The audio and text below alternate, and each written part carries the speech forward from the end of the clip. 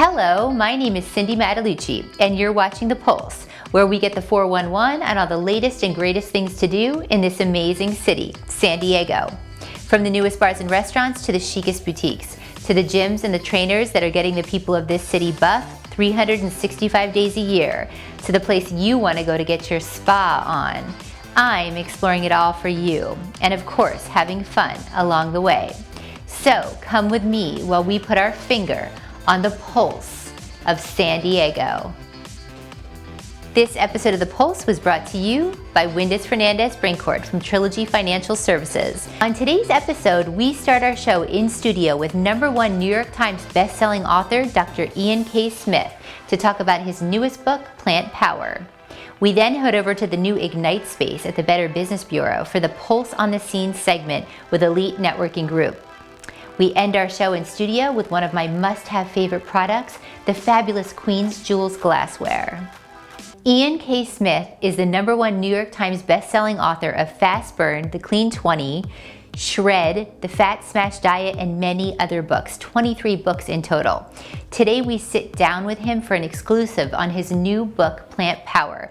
Okay, you guys, so if you follow us on Instagram and you watch what we're doing, you know how passionate we are about being healthy, you know, what we put into our bodies, taking care of ourselves. So today we have a special show for you. I'm so excited to welcome Dr. Ian Smith to the show. How are you? I'm great to be on the show in person. Finally, so he was on our show before on Zoom, but that was for Fast Burn. Fast Burn, yes. Yes, so now we actually get to have the honor of having him here, and he's on his book tour, so he was able to come see us. But if those of you that don't know, he's a #1 Times best-selling author of so many books, 23 books. Jeez. This is my Michael Jordan book. I know. Well, first of all, I have to ask you, how do you make time for 23 books?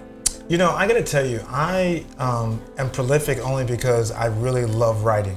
Like, I truly love writing. So I was writing even when I was, being a doctor full-time because it's something I love to do. So it's not work to me. And when I have downtime, I'm always thinking of ideas, and I don't have enough time in life, unfortunately, to write all the ideas I already have in my head. But so for me, it's not. Well, I'm tired just thinking about all the stuff that you're doing.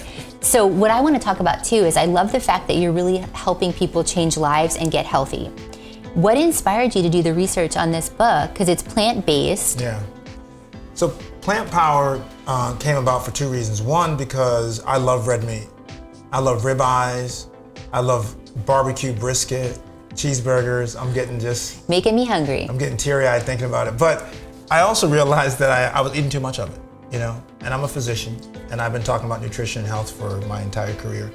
I knew I was eating too much of it, and so I said, well, let me just cut down a little bit, right? I don't want to eliminate it, but let me cut down a little bit. And I also wanted to eat more plant. I think that vegetables are really poorly cooked by a lot of people, which turns people off from vegetables. And so the whole new craze of oiling and seasoning and roasting vegetables has changed things tremendously, right? I said, can I eat more vegetables and more fruits? And I said, yes. So I developed a 4-week program for myself in which I would slowly reduce the amount of meat I was consuming. So I'm slowly reducing meat while I'm slowly increasing plant-based foods without totally giving up meat, dairy, and seafood, because I don't want to become a full vegan or vegetarian, though there's nothing wrong with that, by the way. Right. And there are vegetarian and vegans who can follow Plant Power because there are options for everybody. But I think that most of the country is in the middle. That is, that they still want to have meat occasionally and some seafood. They know they should be eating more plant-based foods. And I think this is where we are. So this is the idea. My wife is also a vegan. Okay. And I've watched her, and she never pushed it on me, has not pushed it on me. She knows I'm not going to become a vegan. But I enjoyed kind of, all the good food that she was eating. And it's always very healthy and very colorful. And I'm like, geez, I should be doing more of that, right? And eating maybe a little less steak. So that's Plant Power. But it's 4 weeks. It's a really simple program, and you can really have the best of both worlds, which I like, because I've been vegan and I've done that completely plant-based, and then I kind of missed a little bit of protein. I added some back into my diet. So I like that there's a lot of things you don't have to do without, like maybe some wine and things like that, I don't want to correct you, but I want to modify what you said. Yes. So you wanted to add more animal protein back in. Yes. Because one of the misconceptions is that eating mostly plant-based means you're not gonna get enough protein, and that couldn't be further from the truth. There's lots of protein in things like chickpeas, beans, lentils, and other legumes. In fact, when you look at the proper ratio, the important ratio of calories, protein content to calories, plants have the best ratio. You want a high ratio. You want high protein, low calories compared to beef. Beef has lots of protein, but it also has lots of calories. Okay. So not to go back to math, but that ratio is not a good ratio, right? You want the other ratio. So when you talk about good, clean protein, it's really in plants. You have bodybuilders, excessive weightlifters. I lift a lot. You can see on my Instagram at Dr. Ian Smith, spell the doctor out. But you can see all these guys and women who are serious athletes who are vegan and vegetarians. And once again, this book is not to make you a vegan or vegetarian, but it's to say that eating more plant-based food, you get enough protein. Yes, and let's talk about the benefits of plant-based diets, right? Because there are so many benefits. I have inflammation, and it's also really good, I heard, to help fight inflammation in the body. Yeah, so plants tend to have a more anti-inflammatory effect, which means fight inflammation. But tons of studies have shown that it helps with certain types of cancer prevention, heart disease, stroke, helps with type 2 diabetes. In my Facebook group called Plant Power, and those at home or wherever you are, join our group. I'm in the group every day helping people go through the program and doing Zoom and Facebook Live sessions. But in our Facebook group, people lost 10 to 12 pounds on average in 4 weeks. And that's a big number. But beyond that number, they also lowered their blood pressure, lowered their cholesterol levels. And for people who are out there who suffer from these chronic conditions, who are saying, I don't want to take my medications, I can't afford medications, the people in our Facebook group, they reduced these numbers. Some of them got completely off medication, or they cut the medications in half. There's amazing recipes in the book, and they are very simple, which I like too. But can you give us some more tips on more plant-based meals, like how to do that? Sure. So I think that, I think most Americans probably consume 70% of their meal is animal-based, 30% is plant-based. And the subtitle of the book is Flip Your Plate, Change Your Weight. The idea is I want to change that ratio. So I want you to eat 70% plant-based and 30% animal-based. So how do you do that? Well, one thing to do is have meatless Mondays. Just decide that on one day a week, I'm not gonna have any meat whatsoever. Okay, that's a good start.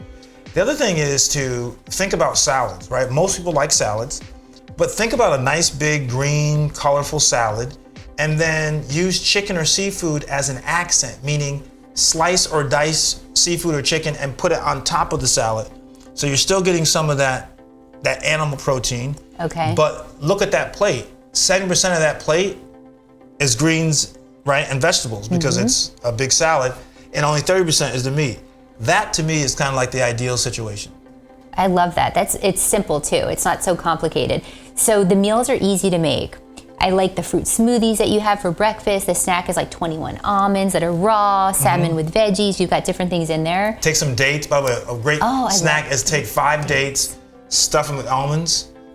Delicious. Well, and I like that you break it down, you make it easy, but one question I wanted to ask you is some people think sugar's bad, right? There's that sugar thing with fruits, and I shouldn't eat that. Can you talk to us a little bit about that aspect? This is a very controversial topic because people kind of love their sugar, but added sugars are not great for you. And when people compare sugar that they put in their food at the table versus the sugar that they find in fruit, and by the way, vegetables have sugar also, they compare it to that, it's not a proper comparison. Yes, they both have sugar, but the way to look at it is what I call the sugar package. That means what is coming with the sugar. What's the whole package? When you have fruits and vegetables, the sugar package is, yes, there's sugar, but there are vitamins, there are other phytonutrients and minerals. So that package is a much healthier package than, let's say, sugar in a donut or sugar in soda. What does that come with? Right. Nothing. Well, it comes with calories and fats, but that package is awful. So I would like people to think less about whether or not it contains sugar and more about, if it does contain sugar, how good is the package? That's a great point. So I want to talk about the weeks, right? Because week 1 opposed to week 4, there's a big difference in the meals. I think we're showing some video of the meals right now. Yeah. So can we talk a little bit about the difference And the transition? Yeah, well, first of all, there's also a 5-day warm-up. So this is not a program that's gonna just dramatically remove your meat or dramatically reduce it right away. It gives you time. So there's a 5-day warm-up, then there's the actual 4-week program. And the big difference between week 1 and week 4 is that you are eating meat less often, but you're still having it. But you're also, instead of it being the major ingredient of your entree, it is part of the entree. So you may have, some meat in a soup, for example, maybe a chili, rather than having a huge, 8-ounce burger. So it's really about kind of how we distribute the meat differently in week 4. But you're gonna see the recipes in week 4. You're gonna say, wow, I can have this. Yeah, it's gonna have pasta, there's gonna be some pizza, there's gonna be steak occasionally. But it really is about how we distribute. That's the big difference. Okay, perfect. And then this is something that was interesting to me, the dirty dozen, right? So this really opened my eyes because I do celery juice like every morning. So I know that's on the list. Can you talk to us about what the dirty dozen is? So people have always asked, should I be eating all organic food? And the answer is absolutely not. And people mistakenly think that organic means healthy. And that's not the purpose of organic, actually. Organic started as a means or a way of farming to save the environment. Organic farming is much more environmentally friendly than non-organic farming. It had nothing to do with health. Okay. No one said, I'm gonna make an organic orange because it's gonna be healthier than a traditionally farmed orange. In fact, the reason why people think that organic may be a little healthier is because it may not have the pesticide and insecticide residue that comes from traditional farming. Let me break it down. In organic farming, no chemicals, no sides whatsoever, CIDES at all, no chemicals at all, agents. So it's all natural, which is, by the way, why the crops die faster, because bugs may eat it, and therefore organic's more expensive because it's more difficult and more expensive for farmers to farm in that fashion, and the yield from that crop is less. Wow. Okay? And the traditionally farmed situation, they use insecticides and pesticides to kill the bugs, and that lets the crops live to full bloom and they can harvest them. But one of the potential problems is there may be a little bit of residue on the skin of the fruit or vegetable. So people who are eating organic were saying, well, we're gonna avoid the pesticide residue and insecticide residue. Well, in most cases, there's not much residue, and the amount that's there is so small that it doesn't have a real biological impact on you. But if you are still someone who's a little anxious about it, then you would eat what's called the dirty dozen. And that is those foods that you're going to eat the skin of, like an apple, like a pear. Then you may decide, leafy greens, that I'm gonna have that organic, if I'm gonna go organic. Okay? Now, let me just also say this. There's no difference between an organic banana and a traditionally farmed banana. You peel the skin, so the skin is irrelevant, and the pulp is of the fruit is the same. Organic bananas don't have any more or higher quality nutrient than traditionally farmed. Well, good. And the other thing I want to talk to you about is the meat substitutes, right? Because that's a big deal too. There's the Beyond Burger. There's all these different options now. What do we look for? Yeah, the meat substitute, I try to attack it in the book because I feel like I started on page 34, by the way, and I talk about the things you should look for meat substitutes. Sometimes a regular old-fashioned beef patty is healthier than a meat substitute. Why? Because they add all these processed ingredients. They add a lot of sodium. Be careful of that. They add a lot of calories. Be careful of that. They also use what are called bad fats. So they use a lot of saturated fats versus the better fats, which are unsaturated fats. And sugars. So you have to be really careful. In the book, I take you through some of the things to look for at the back of the label. I'm not gonna mention any brands right now, but I will say that there are some meat substitutes or meat alternative products that are horrible. They're trash, basically, as the kids say these days, and you should be careful of it. When you say keep saturated oils to less than 2 grams per serving. Yes, and people need to these are the words: saturated, not good; unsaturated, better; trans fats, never. And here's the trick on trans fats. Trans fats have been used to keep products what are called shelf stable. That means it keeps things to live a long time on the shelf, so grocery stores can have time to sell it. That's scary. There's no nutritional value to it whatsoever, okay? And the trick that the manufacturers do is they call it other chemical names. So trans fats is one way to call it. Also look at hydrogenated oils. And the third term is partially hydrogenated oils. If you ever pick up, which I did by the way in my house last week, we were eating some muffins, I won't mention their name. My kids love to make themselves, and I looked at the back. I looked at the back of the label, and it said hydrogenated oil. Oh my gosh. Trans fats. You know You're like, never again. You know what I did? Did you throw them away? Went right into it and emptied and called the family meeting and said, unfortunately, guys, I'll find something better for you. I know you guys like to make these muffins. No, you got to stay away from it. No value whatsoever. Well, and I know we have to go in a minute, but I have to get a tip for the viewers because I know how active you are on Instagram. I see your workouts while you're on the book tour. Check out his Instagram. At Dr. Ian Smith, spell the doctor out. But what would you say to people that are busy and have a busy lifestyle or they're traveling? What kind of tips? How do they make time for working out? This is what I think you should do. You should start small and slow. The problem is people try to do too much too fast. Right. And they're not able to stick to it, and so they totally throw it away. But if you start by saying, okay, you know what? For the first week, I'm only gonna work out 15 minutes, 5 days a week, 4 days a week, just 15 minutes. And that doesn't have to be in a gym. In fact, don't go to the gym. Go outside in your living room, march in place for 7 minutes. The other tip I give people is break up your workout. Ideally, I'd like you to be able to do it contiguously, right? 15 minutes straight. Some people are not, they're deconditioned. They can't do it, no problem. Why don't you do 5 minutes? Then a little later, another 5 minutes. And slowly your endurance is going to build and you say, well, I can do 7 minutes today and 8 minutes. So I think if people start slowly and they start with exercises they can do right at home, though there's nothing against the gym, I love gyms, but if they can start at home without gym memberships and equipment, I think that it can become a regular part of what they do. Well, good tips. Okay, you guys, so the book is available now, so go get it. Amazon, Barnes & Noble, Target, it's at Walmart. Pick up your copy. We've got ours, so we're going to be trying the program and see what happens and report back on everything. Yep. And then real quick before I let you go, I heard a rumor that your detective novels, The Unspoken and Wolf Point, have been picked up for an upcoming television series. Can you give us any inside scoop? Yeah, sure. It's my Ash Kane series, which is a detective who used to be a police officer in Chicago who leaves the force because he won't participate in a bad cover-up of a killing. And so this guy is a private detective in and around the city.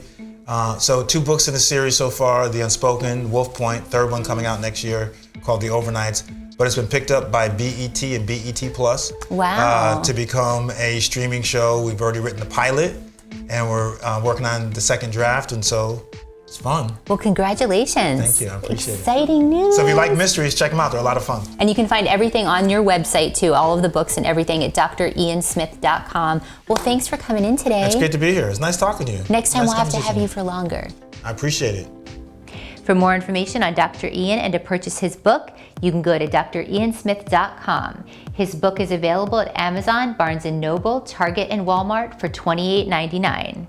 Don't touch that remote because when we come back, it's our Pulse on the Scene segment.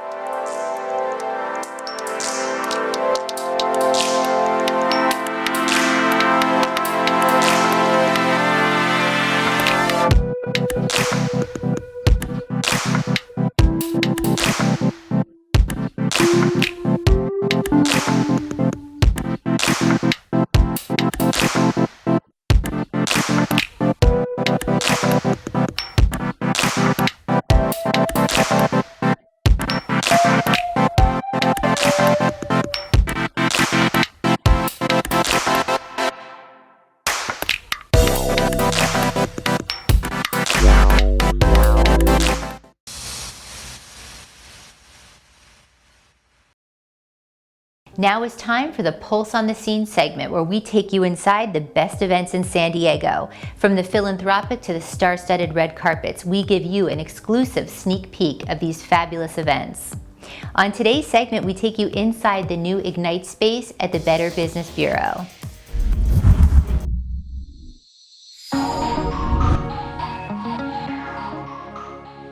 Hi, I'm Cindy Mattalucci. Welcome to the Elite Networking Breakfast Series.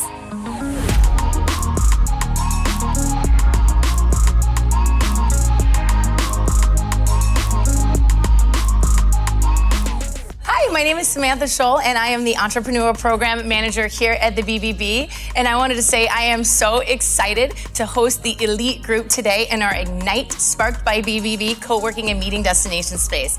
We have over 6,000 square feet of co-working and meeting rooms for all of your nonprofit and small business needs, and we are always available as a resource. We even have a podcast room. So welcome to the BBB. We're happy to have you.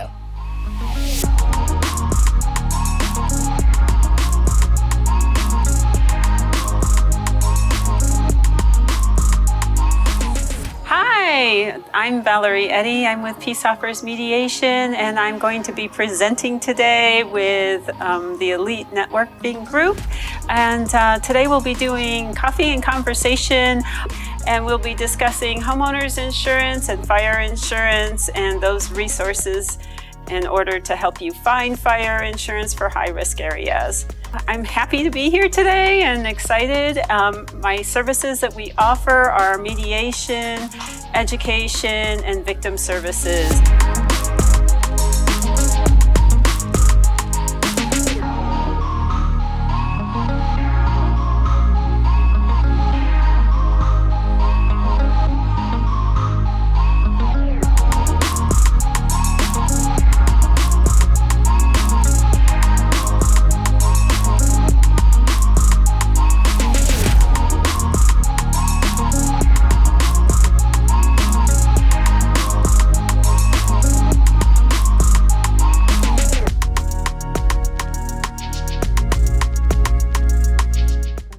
For more information on the Better Business Bureau and the Ignite space, you can go to ignitesparkedbybbb.org/San Diego.